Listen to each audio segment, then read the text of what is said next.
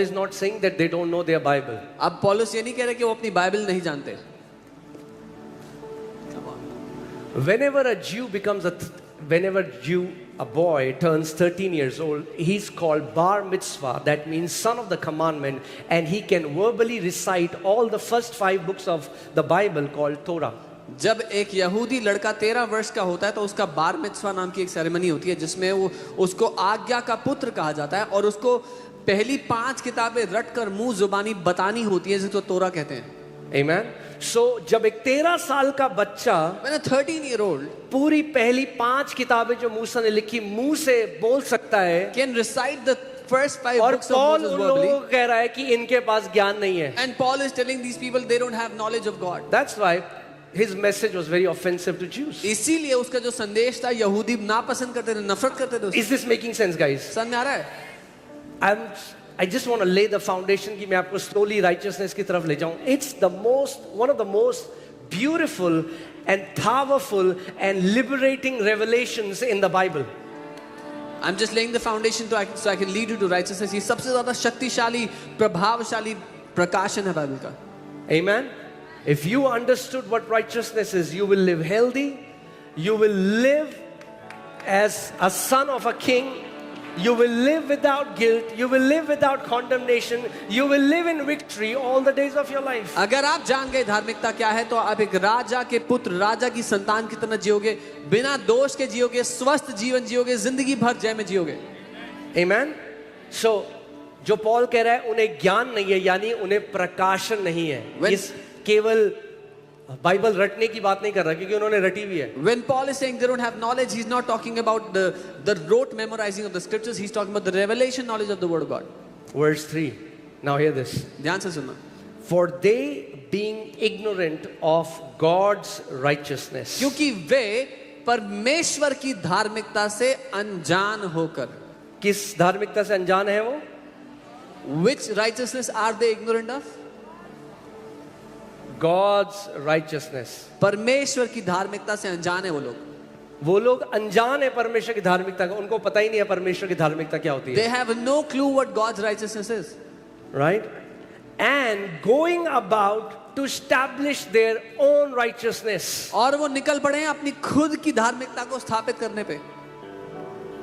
We can call it self-righteousness or man's righteousness. जिसको हम मनुष्य की धार्मिकता या खुद की कमाई हुई धार्मिकता बोल सकते हैं. वो परमेश्वर की धार्मिकता से अनजान है. They are unaware of God's righteousness. आप सोच सकते हो, आप अगर ये बात किसी यहूदी से बोलो, Can you imagine if you say this to a Jew जिसने पूरा तोरा रटा हुआ है, who has rote memorized the Torah, जो सारी आज्ञा के अनुसार चलता है, और पौलुस उनको कह रहा है वो परमेश्वर की धार्मिकता से अनजान है. a Jew who walks according to all the commandments of the law, and Paul is telling them they are unaware of righteousness Let of me God. tell you, church के कई आप लोग भी कैसे सोचते हो, जब आप किसी विश्वासी को देखते हो जो ज्यादा उपवास करता है, ज्यादा प्रार्थना करता है, आप पता है क्या सोचते हो? वो ज्यादा धर्मी है. When even the church, when you see other believers who fast more, pray more than you think they are more righteous than you. Is that true or not? है कि नहीं है? अरे देखा है तुमने, अरे 40 दिन का उपवास करा इसने. Have you seen he's fasting 40 days? Fasting is powerful, उपवास शक्तिशाली. but you cannot earn God's righteousness by fasting. पर उपवास करके आप परमेश्वर की धार्मिकता नहीं कमाओगे. क्योंकि अगर उपवास करके परमेश्वर की धार्मिकता कमा सकते तो सारे यहूदी परमेश्वर की नजर में धर्मी होते. Because if you could have earned God's righteousness by fasting, then all the Jews would be righteous in the sight of God. Amen. So दो प्रकार की धार्मिकताएं, बोलो दो प्रकार की धार्मिकताएं. So there are 2 kinds of righteousness. Say 2 kinds of righteousness. कौन कौन सी हैं? What are they? हाँ, God's right, परमेश्वर की धार्मिकता, God's righteousness और मनुष्य की and धार्मिकता. man's righteousness. अब आपको आज चुनना है आपको कौन सी चाहिए. Now you have to choose which one you want. Come on. Okay, so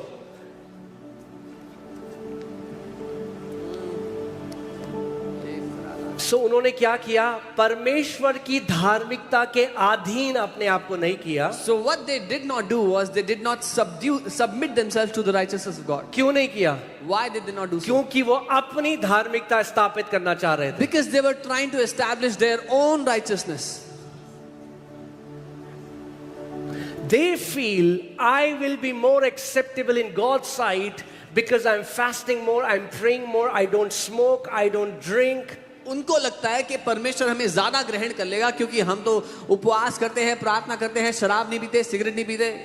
आपको याद है एक दृष्टांत प्रभु यीशु मसीह ने बताया? वो कह रहा है 2 लोग मंदिर में आए, एक फरीसी और एक पापी। फरीसी ने कहा, ओ परमेश्वर तेरा धन्यवाद हो, मैं इस पापी मनुष्य की तरह नहीं हूं प्रभु, मैं हफ्ते में 3 बार उपवास रखता हूं प्रभु, ओ तायत भी देता हूं परमेश्वर, ओ सारे धर्म कर्म के काम करता हूं प्रभु, धन्यवाद, मैं इस तुच्छ मनुष्य की तरह नहीं हूं। Jesus told a parable that 2 people came into the temple. There was a Pharisee and he's like, and there was a sinner, and the Pharisee said, thank you God that I'm not like this sinner. I fast 3 times a day, I give tithe and I do all the good things. I'm not like this lowly man. और जो पापी था उसने कहा, प्रभु मैं इस लायक भी नहीं कि मैं अपनी नजरें स्वर्ग की तरफ उठा सकूं। और यीशु ने कहा, परमेश्वर की नजर में ये जस्टिफाइड हुआ, ये धर्मी ठहरा, और इसकी प्रार्थना परमेश्वर ने नहीं सुनी, क्योंकि जब आप अपनी धार्मिकता लेकर परमेश्वर के पास जाओगे, परमेश्वर मनुष्य की धार्मिकता को ग्रहण नहीं करता है। But this man who he said was a sinner, he said, Lord, I cannot even lift up my eyes to heaven. And Jesus said, this man's prayer was accepted. He was righteous in the sight of God, but God did not receive that man's prayer because God does not accept man's righteousness. कई लोग आज सड़क पे प्रचार करने जाते हैं, वो कहते हैं, You brood of vipers, you sinners, homosexuals, you who are living in sin. बहुत से लोग सड़क पे जाके प्रचार करते हैं, बोलते हैं, सांप के बच्चों, तुम जो पाप में जीते हो, समलैंगिकता करते हो, पाप करते हो, अपराध करते हो। Jesus never called sinners brood of vipers. यीशु ने कभी भी पाप करने वालों को शैतान के, सांप के बच्चों नहीं कहा। Read your Bible carefully. अपनी बाइबल ध्यान से पढ़ना। He called religious Pharisees brood of vipers. उसने धार्मिक फरीसियों को सांप के बच्चों कहा। Met a prostitute, he called her daughter. वो एक वैश्य से मिलता है, उसको बेटी कहता है। Daughter, बेटी, daughter, बेटी। But he meets religious Pharisees. लेकिन धार्मिक लोगों से मिलता He है, says, woe unto you, you brood of vipers. हाय है तुम पर सांप के बच्चों। वो कहता है, ना तुम खुद स्वर्ग जाते हो और ना दूसरे को जाने देते हो जो जाना चाहता है। He says, neither you enter the kingdom of heaven nor you allow others who और want तुमने to. स्वर्ग का राज्य इतना कठिन बना दिया लोगों के लिए। And you have made the kingdom of heaven so difficult for people.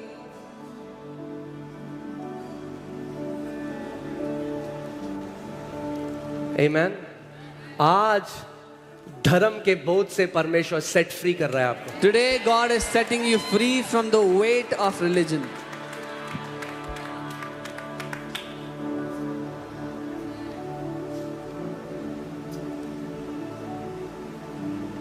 Amen.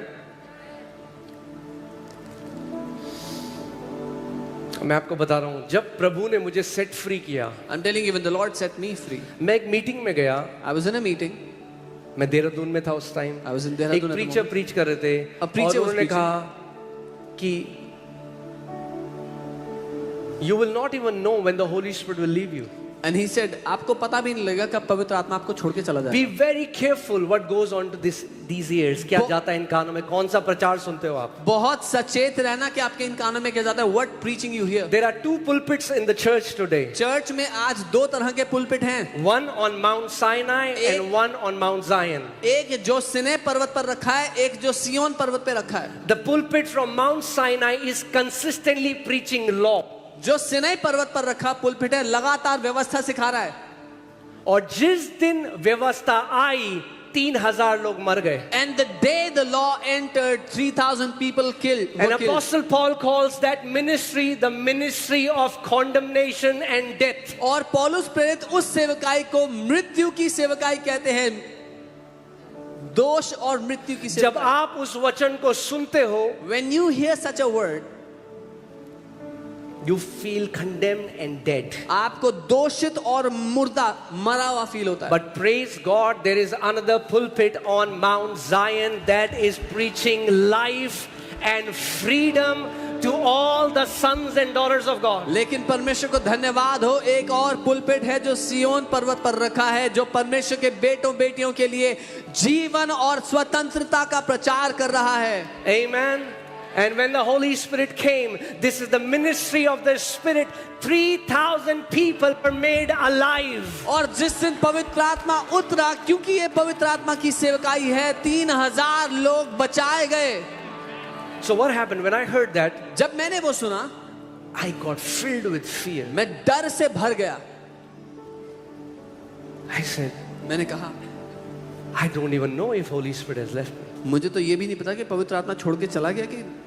So उन प्रचारक ने कहा, आपको अपनी नाक रगड़ रगड़ कर जमीन में माफी मांगनी पड़ेगी, तो शायद परमेश्वर आप पर दया करे. And that preacher said you will have to rub your nose on the ground and maybe God will have mercy on you. And I was a very young boy. I was 19 years old. मैं बहुत जवान लड़का था, 19 So I वर्ष का. ran to my house. मैं भाग के घर And गया I'm crying. और मैं रो रहा था. And I'm rubbing my nose अपनी on the नाक floor. रगड़ रहा था Oh जमीन God, पर. forgive me. Oh प्रभु God, मुझे माफ कर दो, oh God, don't leave me, Jesus. मुझे छोड़ना मत Don't यीशु, leave me. मुझे Why? छोड़ना मत. क्यों? I left everything. मैंने सब कुछ छोड़ दिया प्रभु.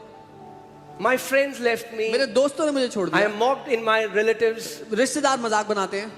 And now they are saying Jesus will leave me. और अब ये कह रहे हैं कि यीशु भी मुझे छोड़ देगा. Where will I go? मैं जाऊंगा कहाँ?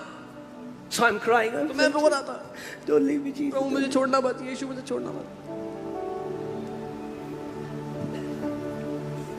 And I rubbed my nose and I rubbed my nose और and I नाक rubbed my रगड़ता रहा, nose. रगड़ता रहा, रगड़ता रहा. And when I got up, जब उठा I was transformed into Rudolph the red-nosed reindeer. तो मैं Rudolph the red nose reindeer में ट्रांसफॉर्म हो चुका था. जिनको नहीं पता, ये एक सॉन्ग है Those who don't know, it's a song. जिसमें एक रेनडियर है जिसकी नाक This is a लाल है. reindeer whose nose is red.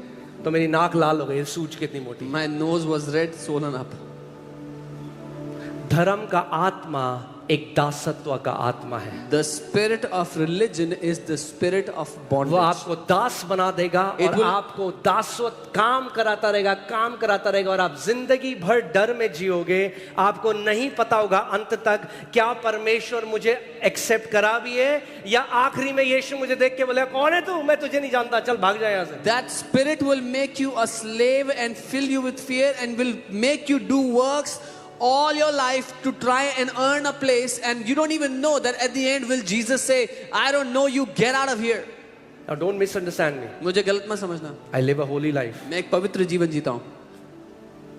मैं एक पवित्र जीवन जीता हूँ, मगर मेरा भरोसा उस पवित्रता में नहीं है जो मैं जीता हूँ, उस पवित्रता में है जो मुझे सेत मेत में यीशु मसीह में विश्वास करके मिली है. I live a holy life, but my confidence is not on the life that I live, but the holiness that I have received freely from Him. Amen. Let me tell you one thing. मैं आपको एक बात कहता हूँ. How would you know which church is closer to God's heart? कैसे पता होगा कौन सी कलीसिया परमेश्वर के दिल के करीब है? A church that is closer to God's heart will consistently exalt the sacrifice of Jesus and the blood of Jesus and what the blood has accomplished. एक वो कलीसिया जो परमेश्वर के दिल के करीब है, वो लगातार यीशु के बलिदान को, उसके जो उसके बलिदान ने कर दिया है, उसने आपके लिए पूरा कर दिया, उसको लगातार ऊंचा उठाता रहे. But a church that is pulpit is in Mount Sinai, they'll keep telling you, oh, you're not enough, you're not doing enough, you're not doing enough, you need to do more, you need to do more. लेकिन एक ऐसी कलीसिया, एक ऐसी pulpit जो सिनै पर्वत पर रखा हुआ है, वो लगातार ये कहेगा कि तुम्हें जितना करना चाहिए उतना नहीं कर रहे हो, और करना पड़ेगा. You're और not करो. married because तेरी लाइफ में पाप है, तेरा टायर पंचर हो गया क्योंकि तेरी लाइफ में पाप है. तुम्हारी शादी नहीं हुई because there's sin in your life. Your tire got punctured because there's sin in your life. All these things, I'm telling you a true story. I was in Africa. मैं आपको एक सच्ची बात बता रहा हूँ. मैं I अफ्रीका was में in a था. ministry team और हमारी गाड़ी का टायर पंचर हो गया. मैं अफ्रीका में था एक मिनिस्ट्री टीम में, और our car's tire got punctured. और सारे लोग आपस में बात करने लगे, किसी के जीवन में तो पाप है, हमारा टायर पंचर हुआ है, आप प्रार्थना करो. And everyone started to talk. There is sin in someone's life. That's why the tire got punctured. Now let's pray. And they were prayer warriors. और वो- Then I knew, Lord, your people don't know what is righteousness. तब मुझे मालूम हुआ कि प्रभु आपके लोग नहीं जानते धार्मिकता होती क्या चीज है। Not just Jews, so many Christians are ignorant of God's righteousness. सिर्फ यहूदी नहीं मसीही भी है, बहुत सारे जो परमेश्वर की धार्मिकता के बारे में कुछ नहीं जानते। Why? Because they are trying to establish their own righteousness. क्योंकि वो अपनी खुद की धार्मिकता को स्थापित करने में लगे पड़े हैं। Hallelujah. The Bible says cross is a stumbling block for Jews and it's foolishness for Greeks. Bible कहती है जो क्रूस है वो यहूदियों के लड़खड़ाने के लिए पत्थर है और यूनानियों के लिए मूर्खता है। यहूदी यानी लेट्स टेक इट, क्रॉस की कहानी जो रिलीजियस लोग हैं उनके लिए ऑफेंस हो गए। ये क्या बोल रहे हो तुम? मतलब क्या तुम ये कह रहे हो अब हमें पवित्र नहीं जीना? That's what they'll say. The story of the cross is an offense to the religious people because they will say, are you saying we don't have to live a holy life anymore?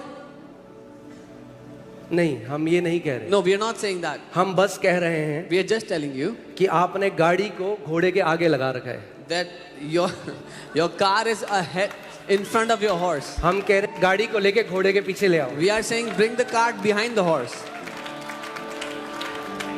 क्योंकि मैं ऐसे जीवन जीता हूं इसीलिए मैं धर्मी हूं। Wrong answer. क्योंकि मैं धर्मी हूं इसीलिए मैं पवित्र जीवन जीता हूं। Because I live like this, that's why I am righteous. गलत जवाब। क्योंकि because I am righteous, that's why I live a life like this. Amen.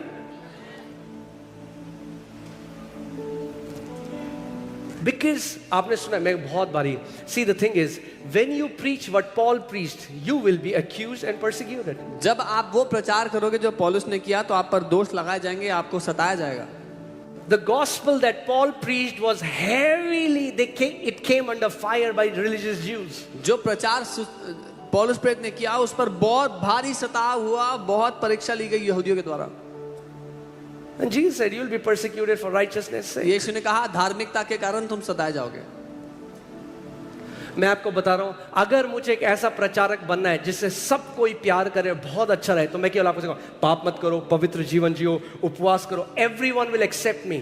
But the day I started to teach you about God's righteousness, people say, oh देखो, what is he teaching people? If I want to be a preacher loved by everyone, I'll tell you don't sin, live a holy life, do fast, do this, do that. But the day I start to tell you what God's righteousness is, people will start to question me. हमें क्या लगता है? If we tell people that the blood, because of the blood of Jesus, their sins are cleansed, people are going to sin more.